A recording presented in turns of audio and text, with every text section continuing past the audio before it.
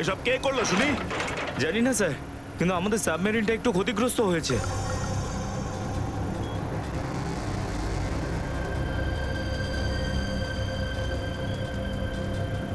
গ্যালারে navy এসে গেছে, ওদের জাহাজ আর কামান দেখা যাচ্ছে। কি? কি না? হ্যাঁ, নেভিরা তো সামনে চলে এলে তোমাদের মরার এত শখ। কিন্তু স্যার এখন কি করব? কি আর করবে, কেটে পড়ো এখান থেকে। আমাদের পুরো অপারেশন ভন্ডুল করার আগে আমাদের এখান থেকে চলে যেতে হবে। কিন্তু এত অল্প ক্রিউ মেম্বার নিয়ে সাবমেরিনকে কি করে শিফট করব, তাও এত অল্প সময়? সেসব আমি কিচ্ছু জানি না, কিছু করো আর এখান থেকে বেরো, যাও, জলদি করো, যাও। Okay sir.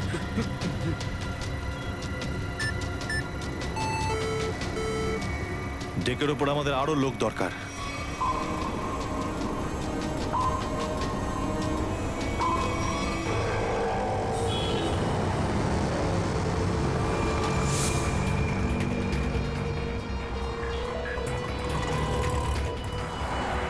ভাই এই গলিতেই তো এসেছিল। গেল কোথায় ও? ফোন কর, তাড়াতাড়ি ফোন কর ওকে।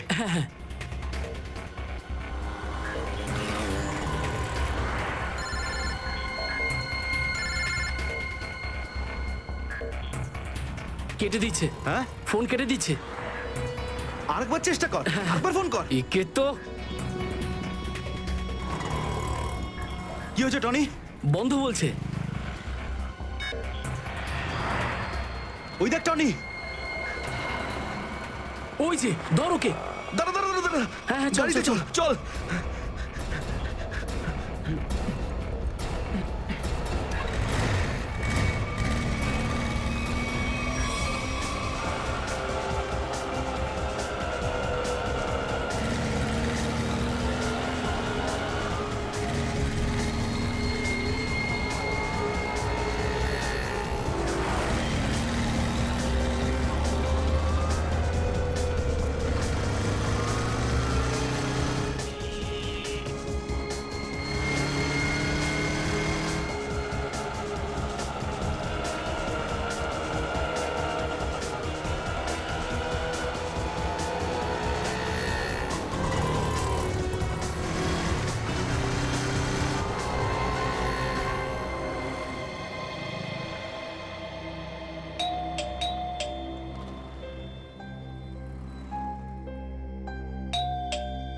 অনন্যা,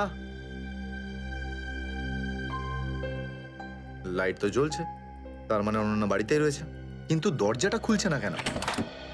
অনন্যা, অনন্যা, কোথায় গেছে এই মেয়েটা? অনন্যা,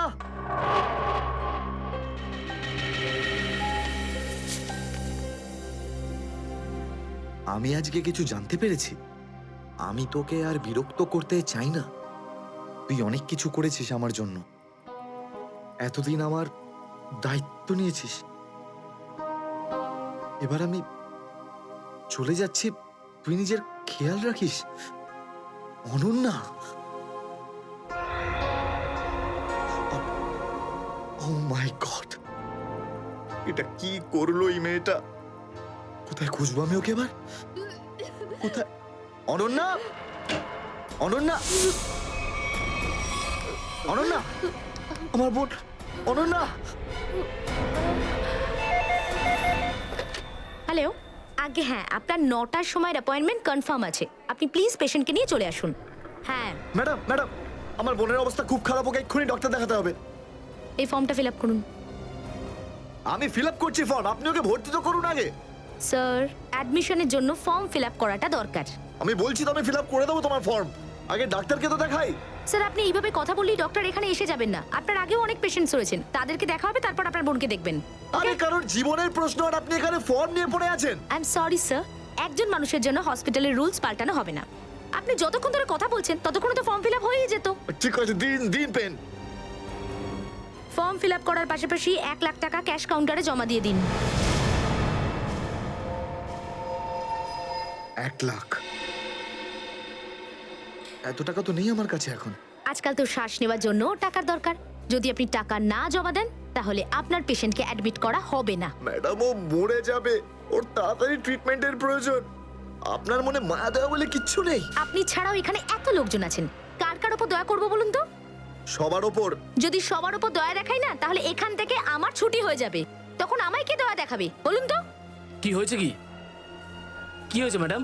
স্যার, আমি কখন থেকে ওনাকে বোঝাচ্ছি যে ডিপোজিট মানি ছাড়া আমরা ওনার পেশেন্টকে অ্যাডমিট করতে পারবো না, কিন্তু উনি তো একই কথা বলে যাচ্ছেন, টাকা নেই আমার কাছে, টাকা কোথায় পাবো? কত টাকা দিতে হবে ম্যাডাম? 1,00,000 টাকা।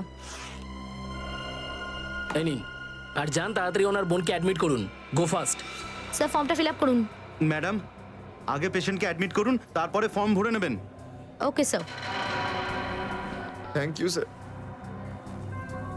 আপনারা কে আর আমার জন্য এত কেন করছেন? এত কিছু ভেবো না ভাই, আরে মানুষই তো মানুষকে সাহায্য করে, আর এইসব লেনদেন তো পরে দেখা যাবে। চিন্তা করার কোনো দরকার নেই, আমরা এই আশেপাশেই আছি। এই পেশেন্টকে নিয়ে যাবো। হ্যাঁ, তাড়াতাড়ি নিয়ে যাও।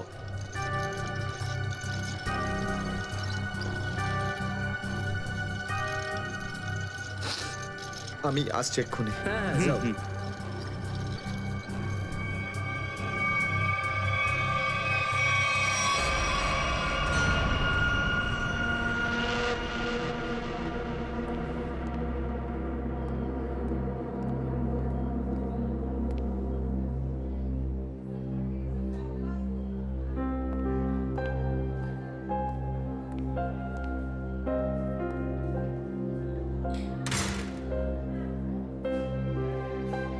ডাক্তারবাবু, অনন্যা কেমন আছে? সমস্ত রিপোর্ট ঠিক রয়েছে তো? আপনি চুপ করে আছেন কেন? মিস্টার সিদ্ধার্থ, আপনার বোনের ক্যান্সার আবার ছড়িয়েছে। কি? এটা কি করে সম্ভব ডাক্তারবাবু?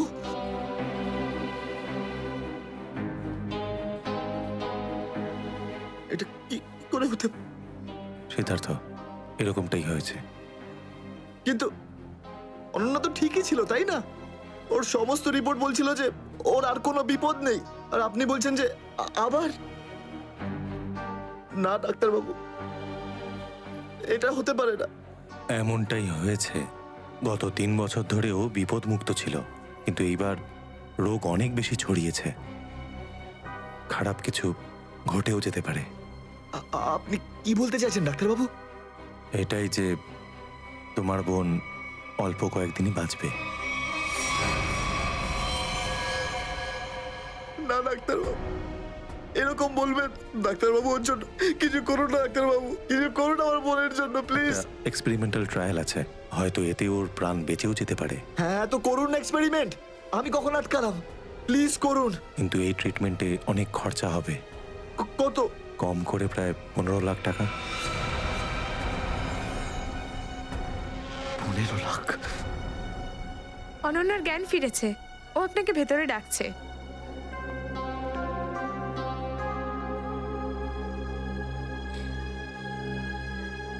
আপনি অনন্যার চিকিৎসার ব্যবস্থা করুন। আমি টাকা পয়সার ব্যবস্থা করবই, by hook or by crook, কিন্তু আপনি প্লিজ ওর চিকিৎসা করুন।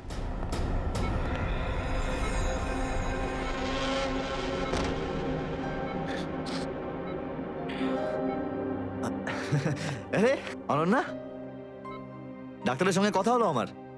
তুই তো একদম ঠিক আছিস। ব্যাস আর কয়েকদিনই তোকে বাড়ি ফেরত নিয়ে চলে যাবো আমি। তুই না দাদা, এখনো অব্দি মিথ্যে বলতে শিখলি না।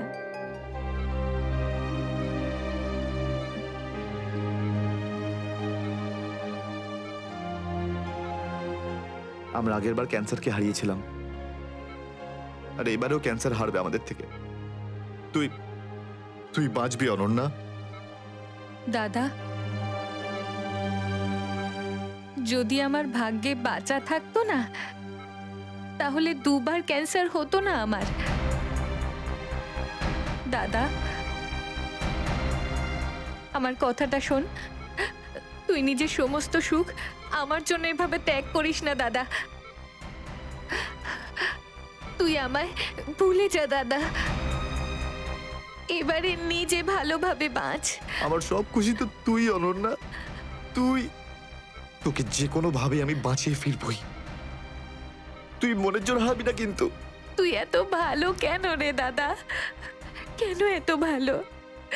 যদি আরো কিছু বছর তোর সাথে বাঁচতে পারতাম আমি। আমার ভাগ্যটাই খারাপ। দাদা, তুই আমার জন্য কত কিছু করেছিস। সব সময় তুই আমার কথাই ভেবেছিস। তাই তো নিজের সব টাকা আমার উপর খরচা করে ফেলেছিস। নিজের চাকরিটার পর্যন্ত বেহাল অবস্থা করেছিস। এখন কি নিজের প্রাণ দিয়ে তুই আমায় বাঁচাবি?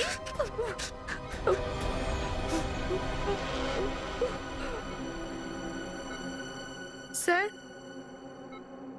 আপনি প্লিজ বাইরে যান, ওনাকে রেস্ট নিতে দিন। তুই যা দাদা।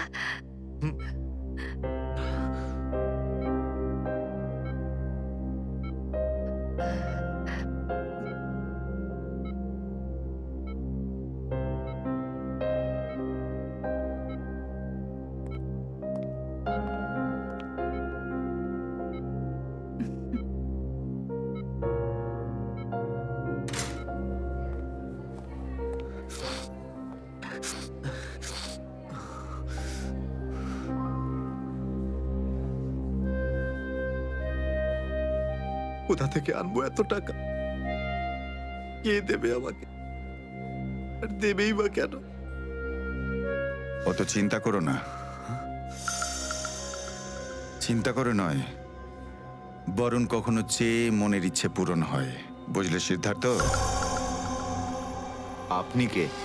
অবস্থার প্রয়োজন মানুষকে সবকিছু জানিয়ে দেয়। তোমার প্রবলেমটা আমি জানি, আর তার সলিউশনও আছে আমার কাছে। মানেটা কি? তোমার বোনের চিকিৎসার জন্য এখানে টাকা জমা হয়ে যাবে, সে ব্যবস্থা আমি করে দিয়েছি। তুমি অত চিন্তা করো না। এইসব কেন করছেন আপনারা আমার জন্য? আমি তোমাকে কোনো উপকার করছি না, বরং তুমিও আমার জন্য কিছু একটা করতে চলেছ। ওহো, সেই জন্যই আপনারা আমাকে বারবার ফোন করছেন। হ্যাঁ, ঠিক চিনতে পেরেছ। কিছুক্ষণ আগে আমার লোকেরাই তোমাকে 1 লক্ষ টাকা দিয়ে সাহায্য করেছে। আচ্ছা, কি করতে হবে আমাকে? সময় হলে আমিই তোমাকে জানিয়ে দেব। আগে তুমি তোমার বোনের ভালো করে চিকিৎসা করাও, তাড়াতাড়ি ওর ট্রিটমেন্ট শুরু করো। আর হ্যাঁ, তারপরে তারপরে এই ঠিকানায় আমার সঙ্গে দেখা করো।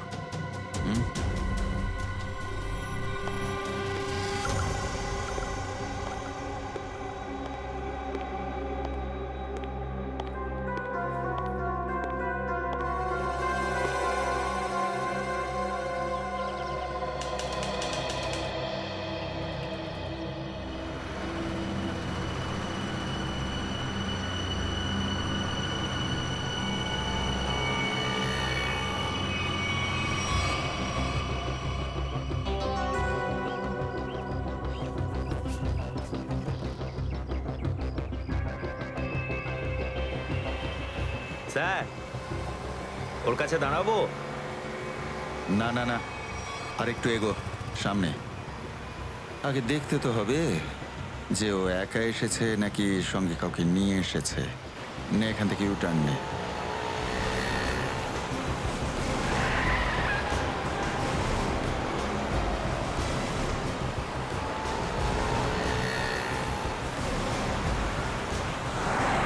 মনে হচ্ছে সঙ্গে আর কেউ নেই।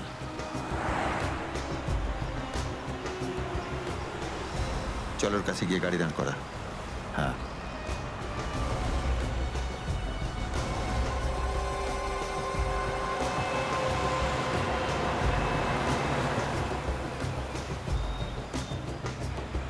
এসো, ভেতরে চলে এসো, তাড়াতাড়ি তাড়াতাড়ি।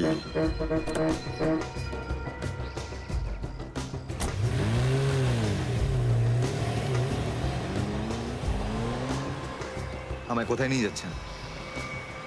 প্রশ্ন নয়, একদম চুপচাপ বসে থাকো।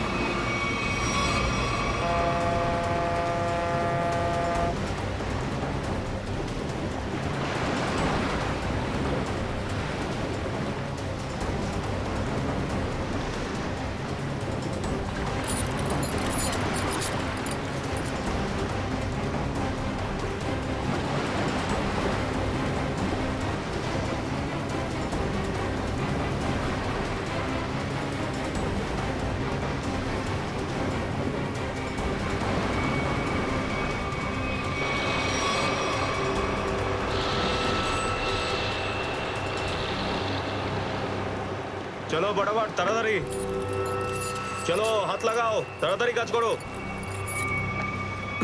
দে জলদি জলদি, এইটুকু কম কাজ করতে কি সারা রাত লাগাবি নাকি? চল আফসার তাড়াতাড়ি, আরে তাড়াতাড়ি কর, চলো ফটাফট তাড়াতাড়ি। কর। আরে চল চল চল, বের করো। তাড়াতাড়ি কর, আরে তাড়াতাড়ি। আরে পাগল, কি করলি তুই? সরি স্যার, হাত থেকে ফসকে গেছে স্যার, ওই তাড়াতাড়ি করছিলাম তাই। তোর এই গাধামোর জন্য আমার কোটি টাকার মাল জলে চলে গেল। আরে এই কেলারে, স্যার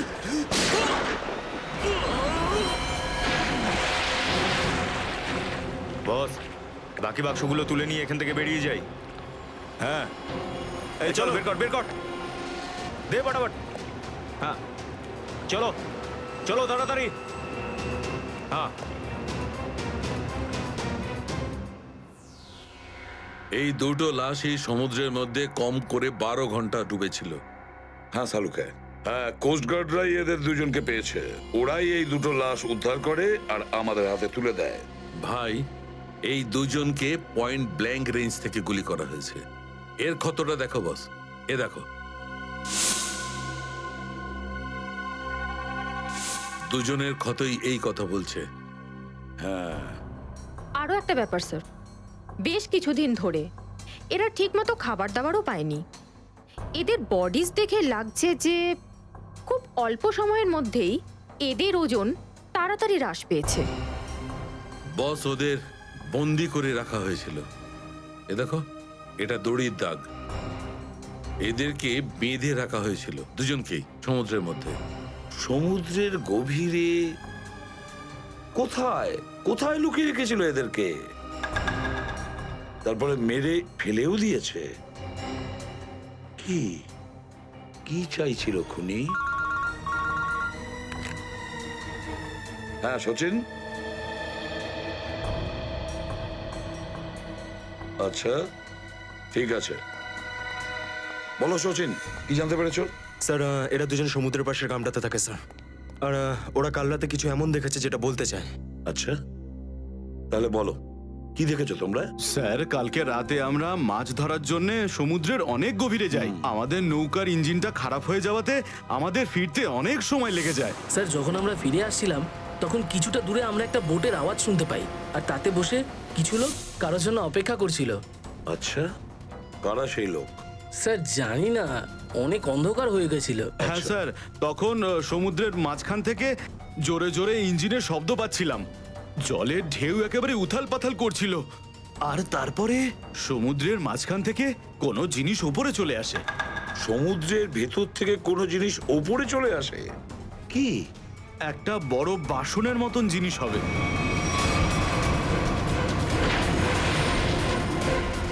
সাবমেরিন, ডুবোজাহাজ? হ্যাঁ হ্যাঁ, ডুবোজাহাজ।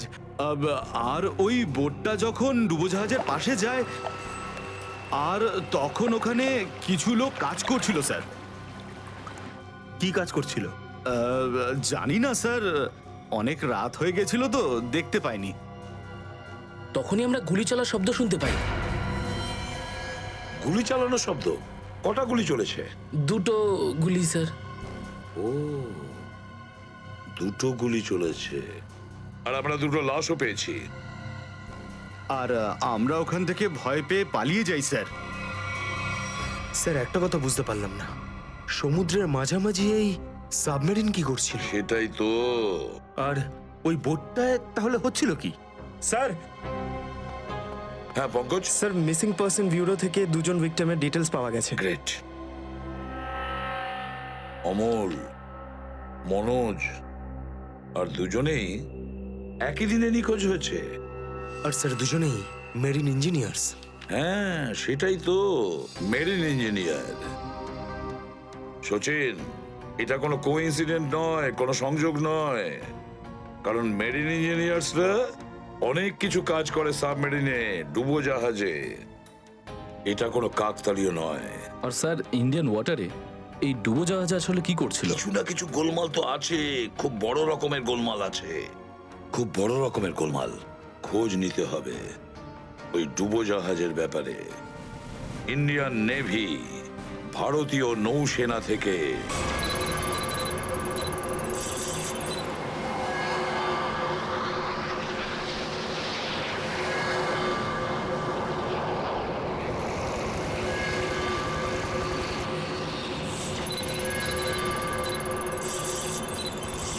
স্যার এখানে 100 কিলোমিটারের রেডিয়াসে কোনো সাবমেরিন নেই।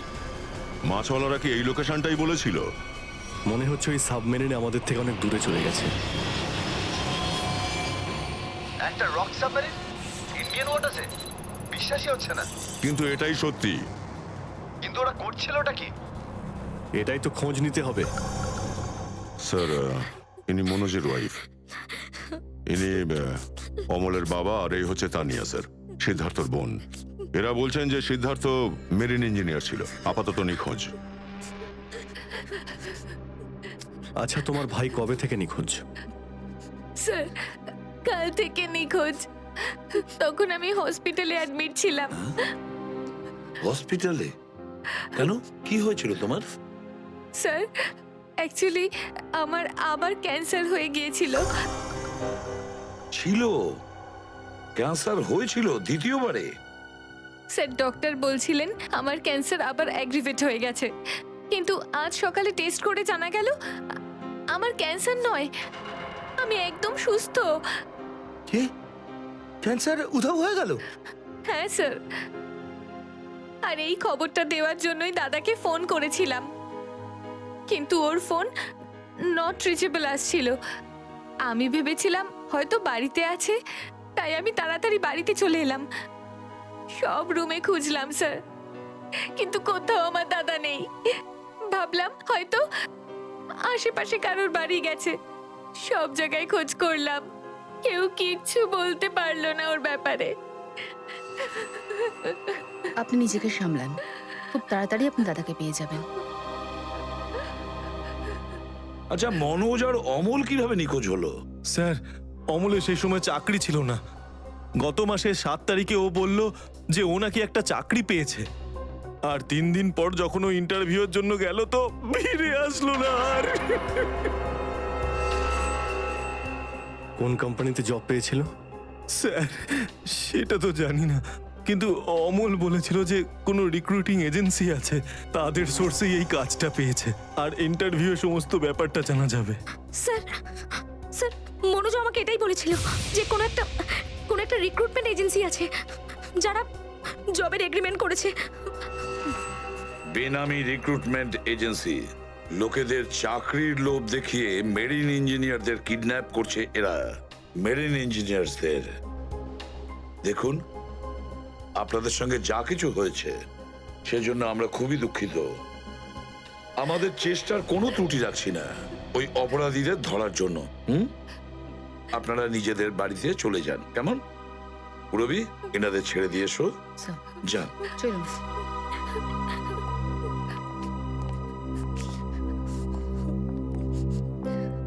স্যার, হ্যাঁ, স্যার প্লিজ স্যার, আমার দাদাকে খুঁজে দিন আপনারা। ও ছাড়া আমার আর কেউ নেই স্যার, আমার আর কেউ নেই।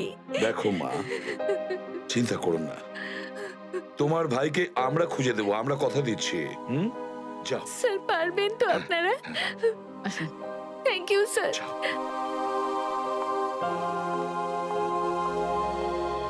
এই অনন্যার ডাক্তারের সঙ্গে কথা বলতে হবে। স্যার, স্যার হতে পারে যে সাবমেরিনে প্রচুর টেকনিশিয়ানের প্রয়োজন ছিল, আর সেই জন্যই ওরা এই চাকরির জালটা পেতেছিল। স্যার, এই ডুবো জাহাজটা কোথায় আছে আমরা জানি না স্যার, তাহলে অপরাধীদের আমরা ধরবো কি করে? পঙ্কজ, আমাদের এমন কিছু করতে হবে যাতে অপরাধীরা আমাদের খোঁজে আর এই ডুবো জাহাজ অব্দি নিয়ে যায়। কিন্তু অপরাধীরা আমাদের খুঁজবে কেন? খুঁজবে কেন? খুঁজবে না? ওদের তো 2জন ইঞ্জিনিয়ার মারা গেছে, আর ওদেরকে রিপ্লেস করার জন্য এদের নতুন ইঞ্জিনিয়ার তো লাগবেই। আর এই জন্য আমরা অনেক ভেবে চিন্তে প্ল্যান তৈরি করব। ভেবে চিন্তে প্ল্যান তৈরি করব।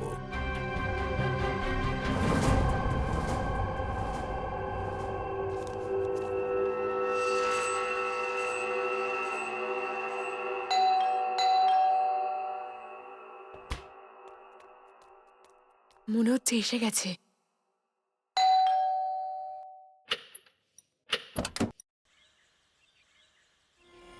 আসুন আসুন, আপনার জন্যই অপেক্ষা করছিলাম, অনেকক্ষণ ধরে বসে আছেন।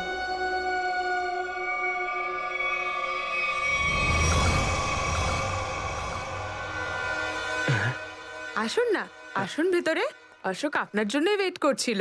Good morning sir, good morning, welcome welcome. Please have a seat sir, বসুন বসুন। আমি আপনাদের জন্য চা নিয়ে হ্যাঁ আসছি। ঠিক আছে। নো থ্যাঙ্কস, আমি চা খাই না।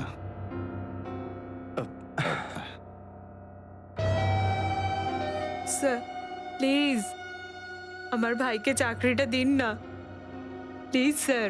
আমাদের অনেক ধার রয়ে গেছে, জানি না আমরা কিভাবে সেটা শোধ করব। দিদি দিদি, এক মিনিট এক মিনিট।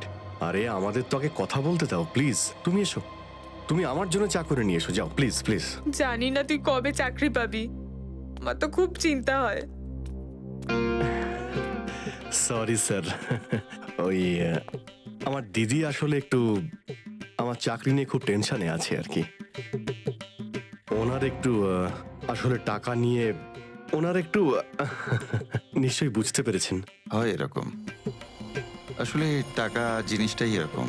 তাহলে স্যার আমার এই চাকরিটা পাকা ধরে নেব স্যার?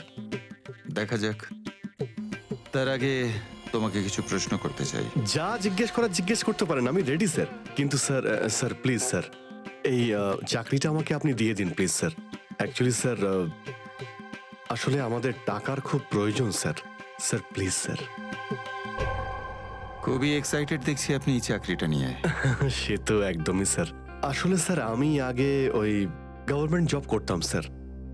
স্যার ওই গভর্নমেন্ট জবে প্রমোশন আর টাকা পেতে অনেক কষ্ট করতে হয় স্যার। এই জন্যে স্যার আমি রিজাইন করে দিয়েছি। আপনার পুরো নাম আর ডেট অফ বার্থ? আমার নাম Ashok Kumar. Date of birth 10th April 1976। আর কোয়ালিফিকেশনস? মাস্টার করেছি sir, master in marine engineering from GID college. তার মানে সাবমেরিনের ইঞ্জিনের মেনটেন্যান্স আর নেভিগেশনের ব্যাপারে তো নিশ্চয়ই নলেজ আছে। Yes yes yes sir, you are right sir. তো মিস্টার অশোক, একটা কথা বলুন, আপনার এক্সপিরিয়েন্স অনুযায়ী একটা সাবমেরিনকে জলের নিচে কতটা গভীর অবধি নিয়ে যেতে পারেন? কত গভীর অবধি? স্যার সেটা তো ওটা স্যার ডিপেন্ড করে স্যার, মডেলের ওপর ডিপেন্ড করে স্যার। ওর ভেতরে গিয়ে আমি সাবমেরিন ঠিক করেছি স্যার। আর মেরিন তো অনেকটাই নিচে যায় স্যার, 400 অবধি যাই স্যার। ও হ্যাঁ, আমি আপনার স্কুলের প্রিন্সিপাল মিস্টার সুরেশের সঙ্গে কথা বলেছিলাম, আপনার খুব প্রশংসা করছিলেন। ওনার টাচে আছেন তো আপনি? প্রিন্সিপাল প্রিন্সিপাল স্যার খুব ভালো লোক স্যার। স্যার আমার প্রিন্সিপাল আমার মেন্টরও ছিল স্যার। ওনার নাম স্যার সুরেশ নয়, মহেশ ছিল স্যার। আর স্যার উনি তো 2012-এ রিটায়ার করে গেছেন। আর ওনার পরে হয়তো সুরেশবাবু এসেছেন প্রিন্সিপাল হয়ে, ওটা স্যার আমি ঠিক জানি না স্যার, সেটা আপনি নিশ্চয়ই জানবেন। ওকে মিস্টার অশোক,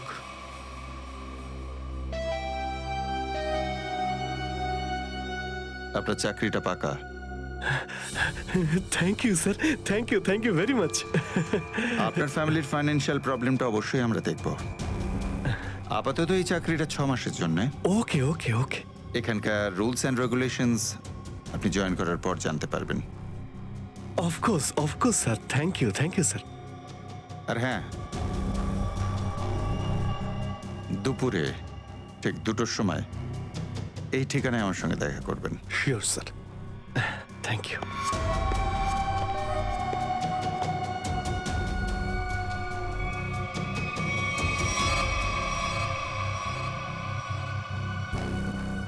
কাজ হয়ে গেছে, আরো একটা জব পাকা হয়ে গেছে আমার।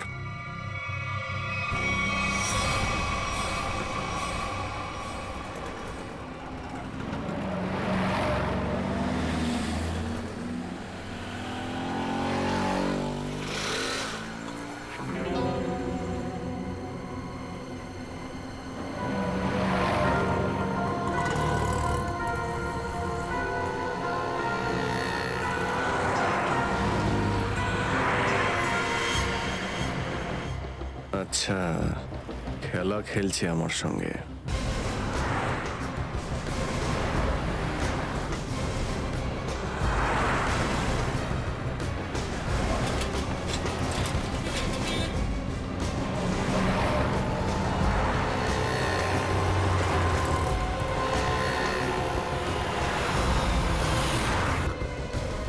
নমস্কার।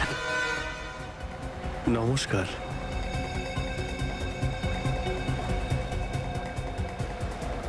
কি ব্যাপার, আপনারা কিছু বলছেন না যে?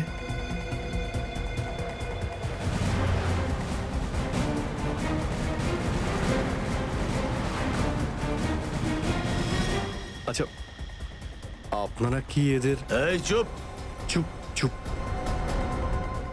হ্যালো। আরে ও, শ্বাস তো চলছে, হয়তো ঘুমোচ্ছে। সচিন তাড়াতাড়ি, ওরা যেন আমাদের নজরে এড়াতে না পারে।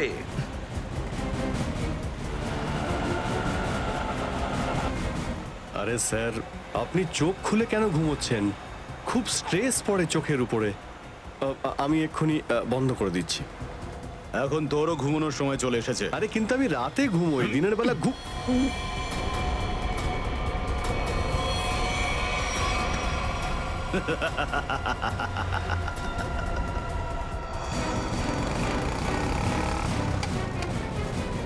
স্যার ওরা তো বেরিয়ে গেল। সচিন, কিছু একটা করো, ওই গাড়িটাকে আমাদের ফলো করতেই হবে।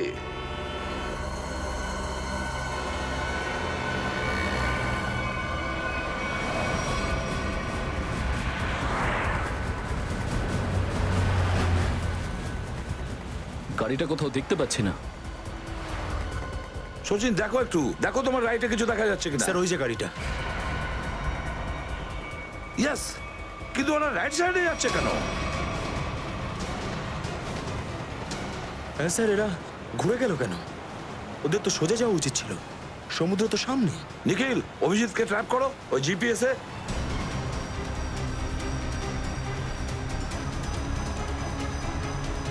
অভিজিৎ স্যারের জিপিএস ডিভাইস সিগন্যাল দিচ্ছে না, কাজই করছে না। ওভারটেক করো এই গাড়িটাকে, ওভারটেক করো। এই দাঁড়া দাঁড়া দাঁড়া দাঁড়া।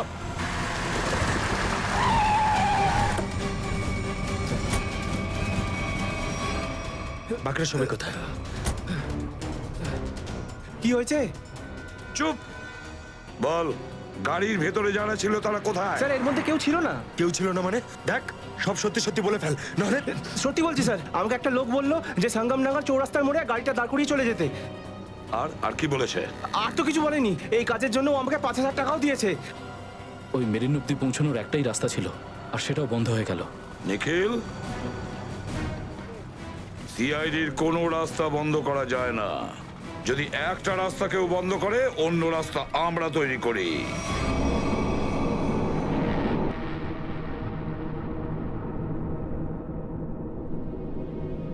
দুজন ইঞ্জিনিয়ার ছিল, আর দুজনকেই একসঙ্গে গুলি করে মারে। কে বলতে পারে? যে কোনো দিন আমাদের নাম্বারে চলে আসতে পারে। হ্যাঁ, আমাদেরও একদিন আসবে সমুদ্রের মাঝে আমরা ডুবে যাব, কিন্তু আমাদের ব্যাপারে কেউ কিচ্ছু জানতে পারবে না। ঠিক বলেছ, কিন্তু মৃত্যুর আগে একবার বেঁচে ওঠার চেষ্টা তো করতেই হবে না?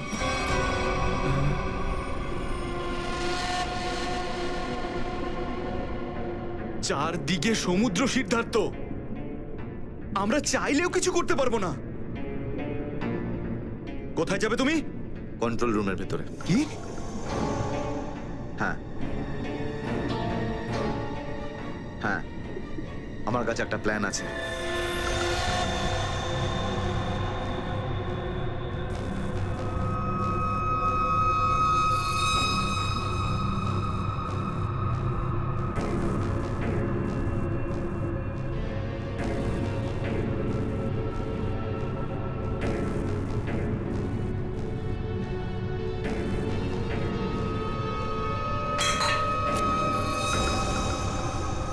কেউ ওখানে?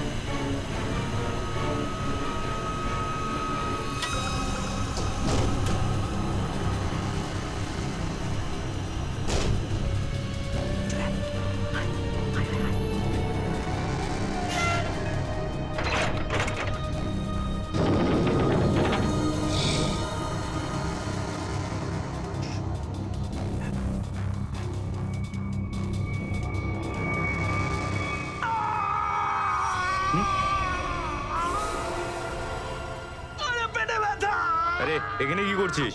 আমার পেটের ভিতরে খুব জোরে ব্যথা করছে। পেটে ব্যথা না নাটক করছিস?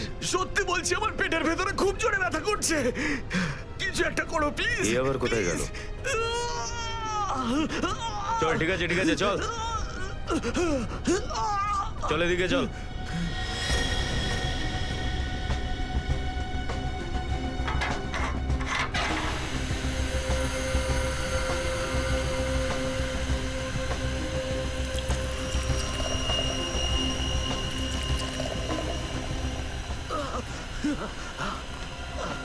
এখানে ওষুধপত্র আছে, খেয়ে নে। কিন্তু এখানে পেট ব্যথার ওষুধ কোনটা? আরে আমি ডাক্তার নাকি? যা খাবার খা, তারপর ঘরে চলে যা। কিন্তু আমি কি করে জানবো যে এখানে পেট ব্যথার ওষুধ কোনটা? আরে শুনুন, শুনুন না।